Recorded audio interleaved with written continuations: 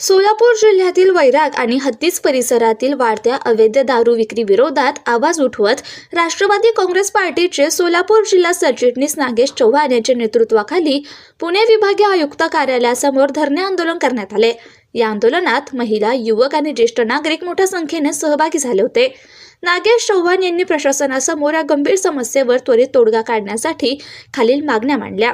अवैध दारू विक्रीला पाठबळ देणाऱ्या बीट अंमलदार आणि पोलीस पाटील यांच्यावर कठोर कारवाई करावी।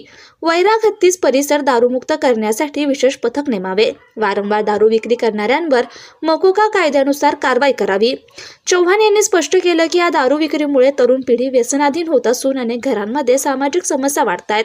ठोस कारवाई होत नाही तोपर्यंत हा लढा सुरूच राहील असा निर्धार त्यांनी व्यक्त केला।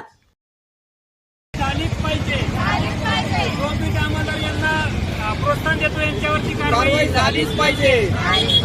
पोलीस पाटलावरती कारवाई झालीच पाहिजे। पोलीस पाटलावरती कारवाई झालीच पाहिजे।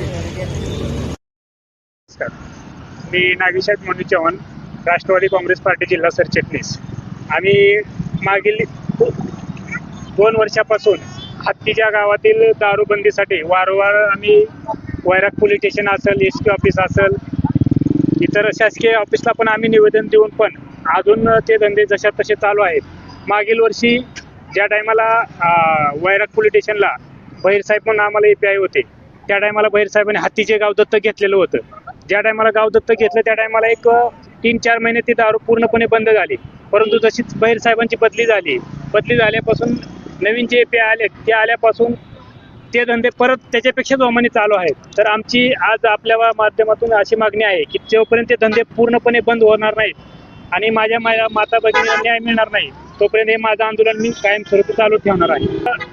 हे आंदोलन करत असताना आम्ही आज मला व्हॉट्सअपवरती तुम्हाला दाखवतो, मी धमकीचे मेसेज येतात, अन्य नंबरवरून फोन येतात की तुला बघून घेतो, तो आंदोलन कसं करतो।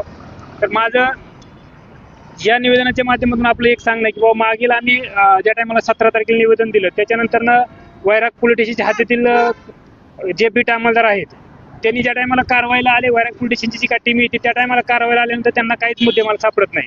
परंतु जर SP ऑफिसची टीम आली तर त्यांना मुद्देमाल सापडतो। याचा अर्थ असा आहे की वैराग पोलीस स्टेशनचे जे काही बीट अंमलदार आहेत आणि गावचे पोलीस पाटील आहेत हे याच्यामध्ये सामील आहेत। कारण जर वैराग पोलीस स्टेशनची टीम येत असेल तर गावचा पोलीस पाटील त्यांना सांगतो की आज कारवाई होणार आहे, तर तुम्ही जे काही माल असेल ते लपवून ठेवा आणि त्या अनुषंगाने ते माल लपवून ठेवतात। आणि माल लपवल्यामुळे तिथं कुठल्याही प्रकारचं वैराग पोलीस स्टेशन टीम आल्यानंतर कोणालाही काय सापडत नाही, पण SP ऑफिसची टीम आल्यानंतर त्यांना पूर्ण बॉक्स माल सापडतात। तर आमचं या माध्यमातून आम्हाला सांगणं आहे की याला जे बीट अंमलदार आहे तो आम्हाला सस्पेंड पाहिजे। कारण तुम्ही जर कारवाई दाखवताय किंवा आम्ही कारवाई केली, तुम्हाला माल मिळालाय, तर याचा अर्थ असा आहे की त्या ठिकाणी दारू विक्री चालूच आहे।